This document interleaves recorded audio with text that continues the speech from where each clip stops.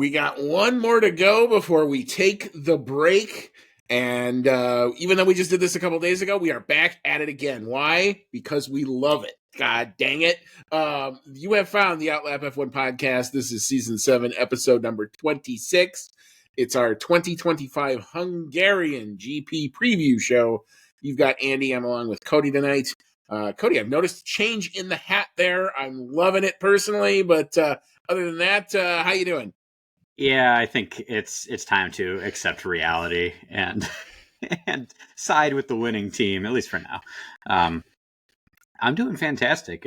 It's well timed for the summer break for Formula One because starting this weekend, I'm going on my own nice little break. You already had your trip up to the Northwoods. Now I'm taking mine, so I'm gonna get in some nice fishing with the old man. I think it'll be a good time. Enjoy the hinterlands. I hope you don't have as much Canadian wildfire smoke as we did. It will make for... So far, so good. Okay. It'll make for very interesting looking sunsets. I'll say that. Like, I never saw so many interesting colors, but usually part of the gig is the great air, and you just want to breathe while you're up there. And I was like, it smells a little smoky. But anyway, like I said, go have fun. Hope you catch lots of fish. I hope the smallmouth, largemouth bass are aplenty, and the occasional crappie as well. But anyway, that's not why you're all here. If you wanted to talk fishing, that's a different podcast. That maybe we maybe do next week or something when you come back. But we're here to talk about F1. We've got one more race before the break. It's Hungary, coming on the heels of the Belgian Grand Prix. But if you have found our show, as always, welcome along. We are thrilled you are here. You can find us on Blue Sky, on X, Instagram, Discord, Reddit, and of course, right here on YouTube at Outlap F1 Podcast is the handle for that. We have a link tree in our show notes that will take you to all of the places where you can find our stuff. If you enjoy what you're watching and you like what you're hearing, you can do a solid click the like or subscribe button if you're on YouTube. If you're on a favorite podcasting app like Apple Podcasts or Spotify, just to name a couple, a 5-star review would definitely help our content go a long way. Comes up a little bit better in F1 related search results. That's why everybody asks you to do that. You can email our show always, outlapf1@gmail.com will take you to us. Thank you so much for the folks who continue to support our little endeavor here, including Dean Warwick, Yuri Dolchester, Paul Weaver, Quentin Warden, Kevin Kelly, Regan Stanzik, Timothy Brown, and of course, Jonathan Scott. If you'd like to become a member of that Outlap F1 Nation and get your name shouted out at the beginning of every episode, I feel like I'm going to die, and my last dying words are going to be these 7 people because they've been so great to us. But if you'd like to have or join that, there's a link in our show notes. It's our anchor page. There's a small ask for a little bitty monetary donation. Doesn't have to be much, $1 or $5. You are under, of course, no obligation to do that whatsoever. But if you'd like to, it will help us continue to utilize the nice recording platform we have. It'll keep our equipment up to date, and we'll try to keep the show as relevant and as on the cutting edge of tech as we can be. All right, the particulars now out of the way, and you wouldn't think that with a quick turnaround, basically all the teams are in transportation mode at the current time, that there would be a lot of news stories. There's a couple, nothing huge. The biggest one is really more of a hot rumor, but we've been following the Max Verstappen, George Russell, who's going to sit in what seat saga.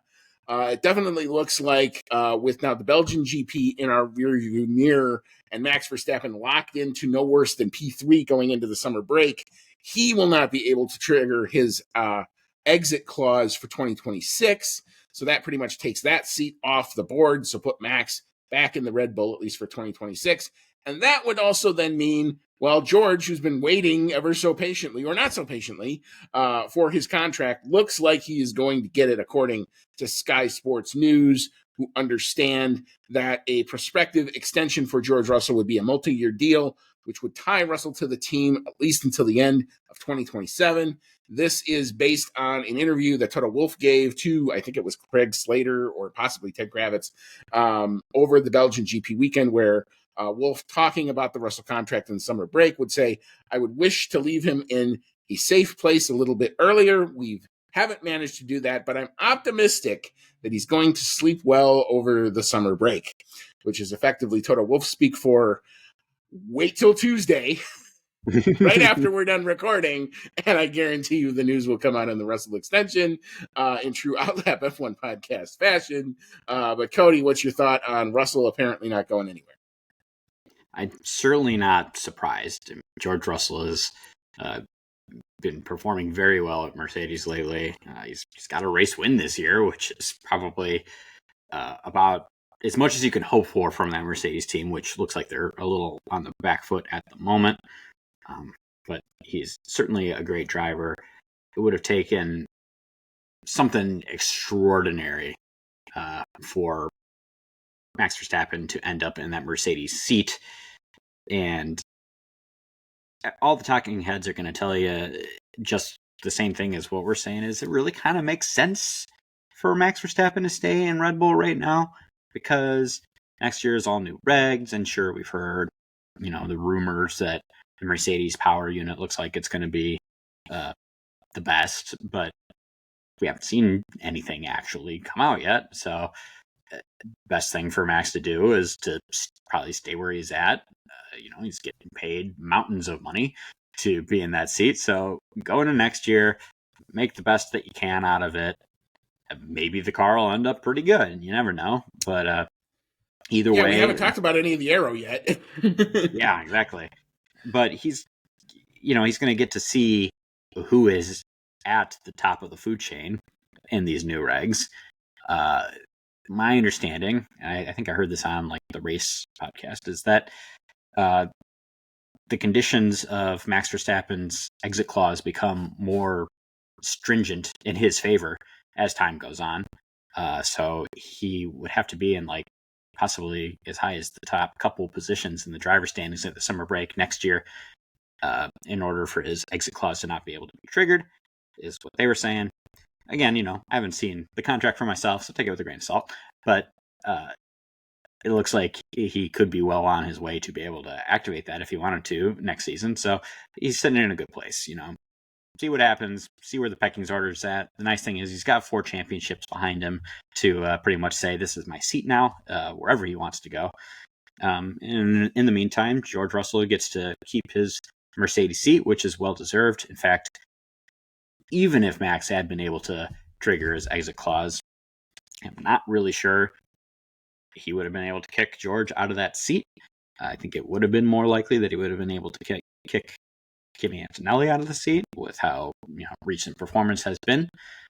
But it looks like it's all a big nothing burger at this point anyway. Nothing unexpected is going to happen. Yeah, we had a whole team principals press conference where Toto Wolff basically got asked for 45 minutes, how many different ways have you talked to Max Verstappen? And it was interesting to come up with different adjectives to say the same I really can't say response. But beyond that, beyond the entertainment value of that, yeah, I do. This is where I always thought we were going to end up. I think we've talked on this show a number of times. When this would come up, I would say, talk to me after the summer break. Well, if we get to the summer break and now Russell gets a contract extension, that'll end the talk kind of right there, at least for now. And then, yeah, Max will be able to kind of look over what the landscape is going to look like and kind of call his shot. He's got enough. Yeah, there's not a team on the grid other than maybe McLaren right now who wouldn't jump if Max said, hey, I'd like to come drive for you. So, yeah, he's definitely going to be able to call his shot. It's going to be interesting to see who's got it right, who doesn't. Do seats open up in places you wouldn't necessarily expect? Does Fernando Alonso finally admit that maybe it's time to go on and do something else, even though he's had a wonderful career and he's waited it out and he's finally got Adrian Newey, but we'll have to see, I don't think he's retiring until Lance Stroll beats him in a year. Yeah, I cannot. Oh, it's like Highlander. I can't rest until you defeat me, or something like that, or Ricky Bobby, or even worse, or something like that. So who knows? But yeah, I mean, yeah, Max is going to be able to call his shot pretty much wherever he wants to go. So I mean, and he will have a lot of weight behind whatever. If he says a name, people are going to react to it. So I think for now, I think it's just going to simmer. It'll be kind of a story in the background as we go into 2026, as we go into testing and we kind of see what we think our first pecking order is going to be. And we're really not going to know until they, do qualifying in Australia next March. Mhm. All right. So moving on from the rumor mill for now, the next couple stories are confirmed things that we do know have happened. Audi, who will be Sauber will be rebranding to Audi and coming in as a works team next year. They have secured a title sponsor, Revolut. I think they're a payment bank or something like that. I'm not entirely sure. Yeah, they offer banking services for individuals and businesses. Yes. So they're a business tech company. Yeah, pretty much. yeah. So they will be the title sponsor. You will see a lot of Revolut branding. I'm sure it will be the Revolut Audi Formula One team. Will probably be the official designation when we get to the grid next year. According to Jonathan Wheatley, they have found a partner that shares their core ethos of innovation and relentless ambition, as him and Badato have, obviously started to rebuild that team from the ground back up. This is more than a brand fit. Wheatley continues, it's a strategic alliance engineered to challenge conventions in motorsport. A lot of love for obviously their new sponsor, and a lot of love for the new money that I'm sure that sponsor gives to the team. So good for Audi to be coming in. Like we've been talking about for a long time. We always thought that they would be a team that would struggle, but with smart people in place, maybe they can do some things to mitigate where their engine may be lacking. It may be that they're dependent on their aero early on until the engine finally gets caught up a little bit. So a team to watch for sure. But they're definitely building something. You can tell that from who they've signed and what they've done. Yeah, they're trying to put all the pieces together, and the finance side of it is a very big part of it. Audi's a huge company, got a lot of money behind them, but getting those big title sponsors, and as you said, perhaps even more intricate partnership than just being a title sponsor. All that money coming in is just going to do them that much more good. Audi Revolut sounds pretty badass. It definitely sounds better than Stake F1 Team Kick Sauber. I'll give it that. So yeah, I look forward to seeing what they can do together. Bit more of a credible source too than the Stake online casino, where I'm always convinced the money goes in and doesn't come out type of thing. So you know. But again, you play at your own risk when you do that. It's your money. If you want to go in and play what do I see on Instagram all the time? The drop game, Plinko. I see Plinko people making supposedly huge sums of money playing Plinko. But you enjoy that if that's in your Instagram feed. I enjoy watching it. I don't know if any of it's freaking real, but it's fun to watch the little balls drop and some guy go crazy thinking he won $500,000. But whatever. Again, that's a different podcast. Last story before we actually get into our Grand Prix proper. You can tell it's been a slow news week. Williams has appointed Formula One stalwart Axel Kraus as its chief operations officer, ending his 15-year stint with that rival Stake Sauber F1 team. Kraus was the Swiss outfit's chief operating officer, so he comes right over, same exact role, but will start his role on September 1, replacing Fred Rousseau, who is set to return to his native Canada. James Vowles gave Axel Kraus a very ringing endorsement on the Williams website. They seem pretty excited. Another team, I think, building the pieces. You're starting to now see personnel. They've got the structure in place. They've got they're building the new stuff at the factory. They're making new parts for 2026. They focused all their development on 2026, and now this is like the next big piece of it. So I would say another team doing the right stuff. Wouldn't you agree? Yeah, definitely. It sounds like he's got the credentials behind him. If he's been at Sauber for 15 years, he definitely knows his way around the sport and his position. And it sounds like he's going into pretty much that exact same role over at Williams. I do think it's a little interesting that Williams is poaching members from Sauber, which is becoming Audi, who really wants to be doing their own poaching. So a little bit of an interesting movement there, but it sounds like they're getting someone who's going to be ready for the role. Sorry, that was a little premature on the sound there. The news is we know it works. I actually didn't know much about what Axel Kraus had actually done, but I'm reading on his CV. He's obviously been in the game a very long time. And again, this is another team that's you read about stories like this now and you look back 3-4 years down the line. I mean, I remember reading stories about when McLaren gets Rob Marshall and he had to get go off for gardening leave for 8 months, and then he comes in, and then 2 years later, blam, look what they're doing.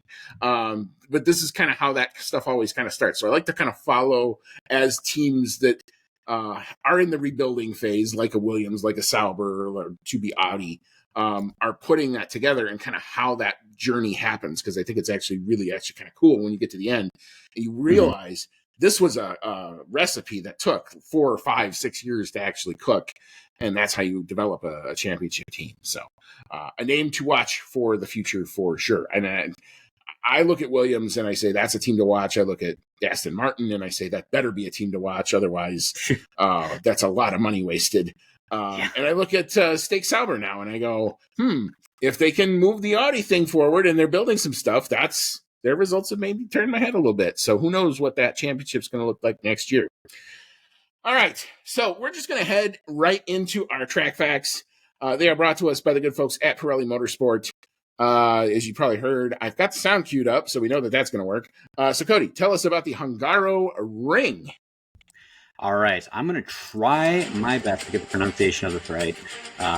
This weekend, Formula One circus goes to Hungary for the race around the Hungaro Ring. So these are the Hungaro Ring track facts brought to you by Pirelli. Located in, this is the hard to pronounce part, I think it's Magyarud. Close enough. A weird one. Hungary. I always called it Mayrad, but maybe I'm wrong.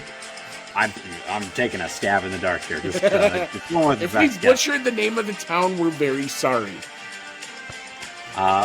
Number of laps around the circuit for the Grand Prix is going to be 70. Track length is 4.381 kilometers. That's 2.72 miles. And the tire selection from Pirelli for this one is going to be C3, C4, and C5 tire compounds. So going pretty soft here. The track stats from Pirelli are going to be a 4 out of 5 for traction, 3 out of 5 for asphalt grip, 3 out of 5 for asphalt abrasion, 4 out of 5 for track evolution, 3 out of 5 for tire stress, 3 out of 5 for braking, 3 out of 5 for lateral load, and a 5 out of 5 for downforce. Qualifying lap record here goes to Lewis Hamilton, who you're going to see his name come up a lot here for records around the Hungaroring. Hamilton's got that record as a 1 minute 13.447 seconds, and he set that in 2020 with what is one of the fastest Formula One cars ever. The race lap record was also set by Lewis Hamilton in that same car in that same year, and that was with a 1 minute 16.627 seconds. Most wins out of current drivers around Hungary is going to be, you guessed it, Lewis Hamilton, whopping 8 wins here. Next best is Max Verstappen with only 2, and then a 3-way tie for third place with 1 win apiece between Fernando Alonso, Esteban Ocon, and Oscar Piastri as of last year. Most constructor wins here, however, is going to go to McLaren with 12 wins, followed by a tie between Ferrari and Williams with 7 wins apiece, then Mercedes with 5, and finally Red Bull with 4. What's the circuit like, Andy? All right, the lack of straights at the Hungaro Ring often sees it compared to a karting circuit, and it's true, the resemblance is a bit uncanny. With several series of corners to string together, teams opt for Monaco levels of downforce with a well-sorted chassis, tending to be rewarded over horsepower given the short straights on offer. It's a challenge that many of the drivers relish. However, finding a good rhythm is key to setting fast lap times. As always, the weather will be playing a factor this weekend. We have a chance of rain on Sunday for the race. Saturday qualifying does look to be dry. However, Saturday we'll have a mix of clouds and sun in the morning, followed by cloudy skies in the afternoon. Pretty warm, high of 79 degrees, so a bit on the warmer side, but that sun isn't going to be out, so it's not nearly as going to be warm as it was, I think, last year. Winds out of the northwest at 5 to 10, a 24% chance of rain. And for that race on Sunday, rain showers early. When does the rain hit? That's going to be the question. With overcast skies later in the day, a high of around 74. Winds out of the northwest at 10 to 15. So if it does rain, it could dry out pretty quick. Chance of rain is 60%, but that's given the entirety of the day. We also have, I think, Formula 3 and Formula 2 competing this weekend as well. So lots of on-track activity on offer. So when does that rain hit? All right. So now we will actually take our official break. We will come on back. We'll get into our predictions as to what we think is going to happen over the weekend, and we'll tell you when and where you can find your F1 in the United States this weekend. Come on back. You won't want to miss it.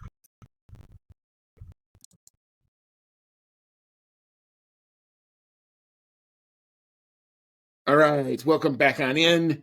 This is season 7. This is episode number 26 of the Outlap F1 podcast. It's our 2025 Hungarian GP preview show. It's our last round of predictions before we hit the summer break. I have a 1-match lead right now, or 1 weekend lead over Cody. I think it's 6-5.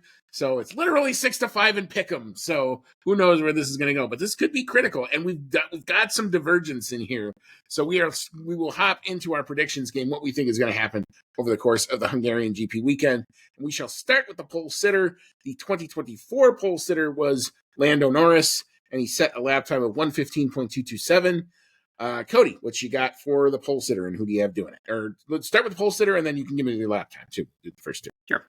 You know, it's funny you're talking about a little bit of divergence in here, and I'm looking through the list, and it kind of boils down to which McLaren driver do you think is going to be better this weekend? Personally, I've got Piastri sitting on pole this time. He did get his first win here last year. Had to go through some weird team drama over the radio to actually get it back, but it was his first win, so I do think he does well here.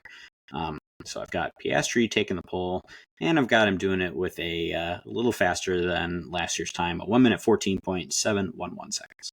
All right, very good. I'm kind of predicting with my heart as well as my head, I hope.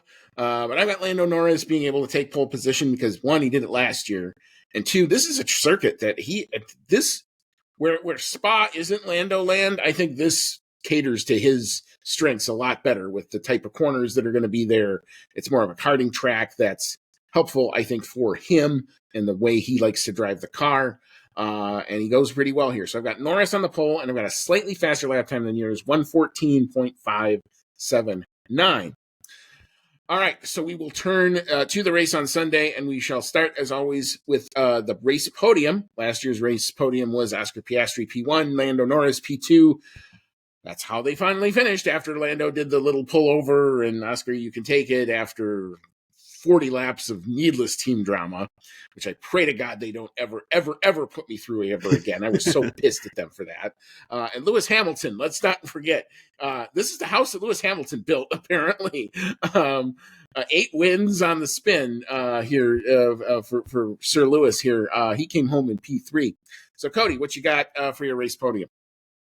It was tempting to put Lewis Hamilton on the podium. However, last week's podium really did me wonders in the pick'em game. So I'm going to go with that exact same podium this time. That is Oscar Piastri takes the win, Lando Norris comes in second, and Charles Leclerc comes in third.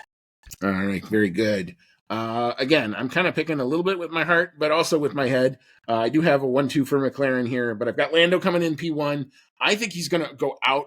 I think, like, as much as Oscar was pissed off about what happened in Great Britain, I know Lando was pissed off about what the team did to him or what he felt got done to him here. I think he's going to want to go out and prove a point. Now, that could be a great thing or that could be a bad thing. We're going to find out. That's going to be the interesting part to watch over the course of this weekend. But if he's on it, and I'm hoping that he will be, he could definitely take the win here. So I've got Lando coming home P1. I've got Oscar right behind in P2. I think it will be a race between the two of them.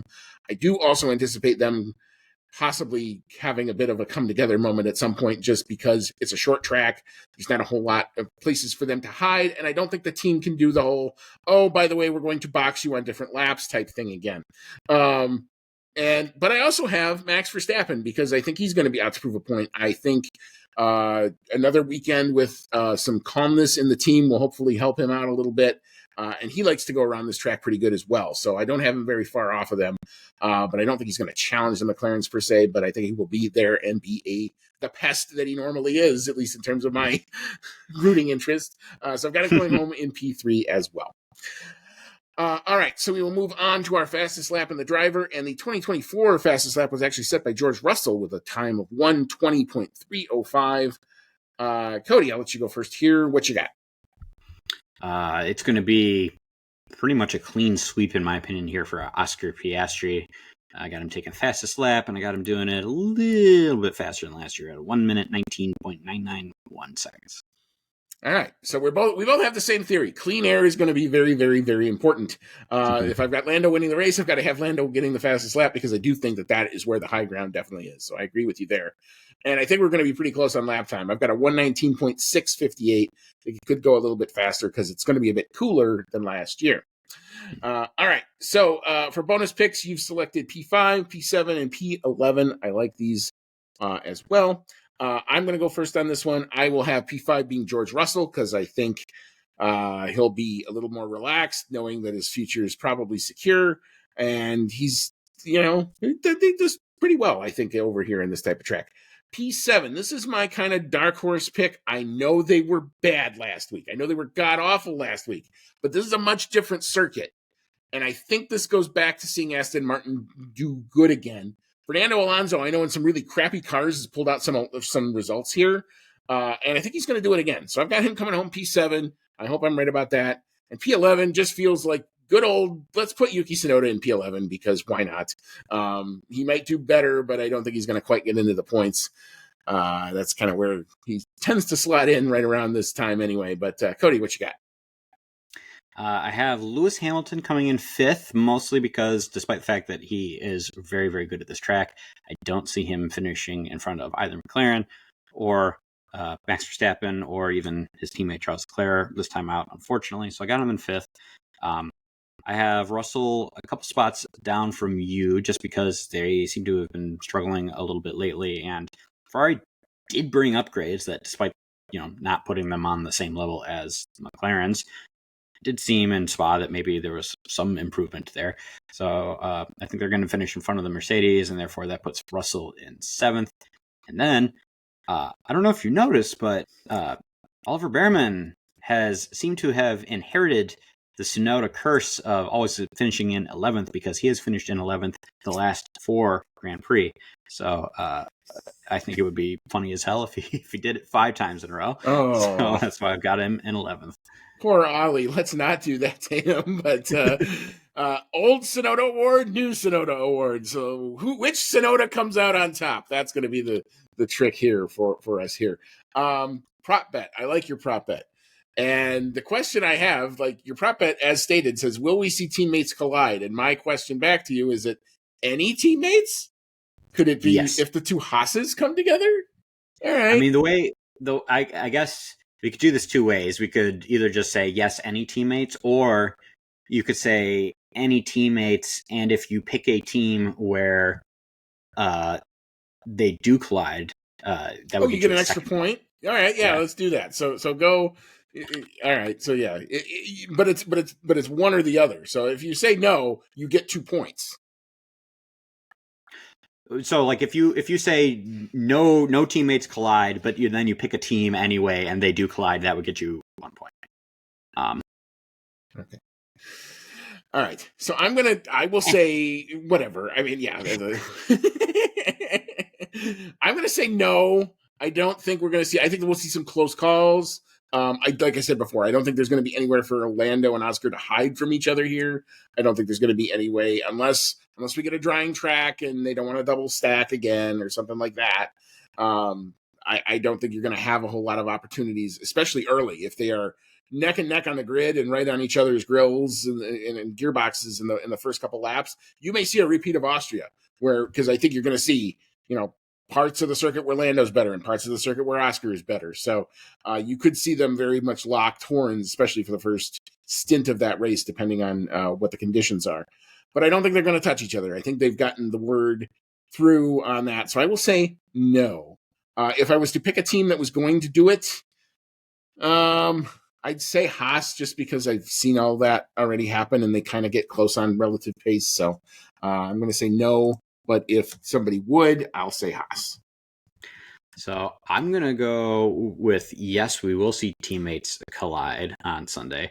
It seems like there's too many teams with teammates that are on relatively equal pace that are racing near each other on Sunday. You got McLarens, you got the Haas's. last week you had the Aston Martins, unfortunately, and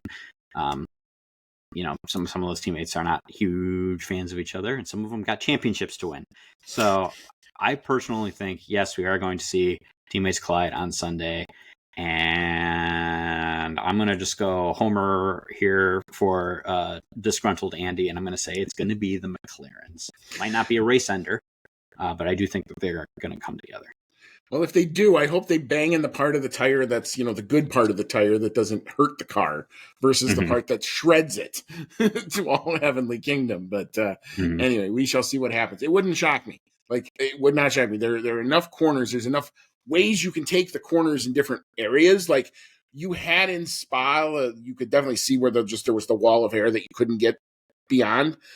The pace here is relatively slower because there's less room to get the super high speed in the straight line, where you can have corners where you have multiple lines and multiple ways of trying to get through them. So you could have a high line, a low line, and then a conversion zone.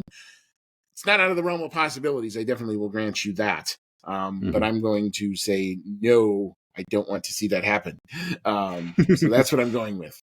All right. So when and where can you watch your F1 this weekend? As always, it is ESPN family of networks or F1 TV if you are in the United States. Friday kicks us off with FP1. No sprint this weekend. 7:30 a.m. Eastern. That's on ESPNU. FP2 kicks off 11 a.m. Eastern. Also ESPNU. FP3 will kick off 6:30 a.m. Eastern. Again, ESPNU, which is not bad because if you have ESPNU, their delay isn't too bad. As long as they're not putting it on ESPN News, that's the one I have the problem with. Qualifying, we'll move over to the normal ESPN2 channel. That will happen 10 a.m. Eastern on Saturday. And the race itself will happen standard European time, 9 a.m. Eastern, 8 o'clock a.m. Central. That will be on Big ESPN. All right. Well, we don't have anything to preview after that. I think we're pretty much ready to go for the weekend, but any final thoughts before we head on out? Not really much. I'm going to be watching this on my teeny tiny phone screen up at the cottage up north. Be pretty much the opening to my vacation. So nice way to kick it off. Well, I can tell you, enjoy. Like I said, hope everything works. Hope you get enough bandwidth and enough signal to maintain watching the race so that it doesn't get interrupted halfway through. You'd be amazed, man. These last few years, I actually get 5G nice. Up there in the middle of nowhere. So it'll probably be all right. I also just tend to stick to one screen. I don't have the super setup that you break out. Yeah, it's probably better not to strain the little screen setup like I did, which proved to be a bit of an adventure, but I got through it. So anyway, I may be flying solo on Sunday because I don't think Cody's going to be able to record from where he's at. So I may just do kind of a rundown of the results, give you a couple of opinions. Cody will chime in with some notes that he's going to probably take, and we'll read them to you. But until then, so it'll probably be a shorter review for sure. We're probably not going to do 90 minutes like we did last time. If I'm doing 90 minutes solo, God help me. But anyway, so for Cody, it's been Andy.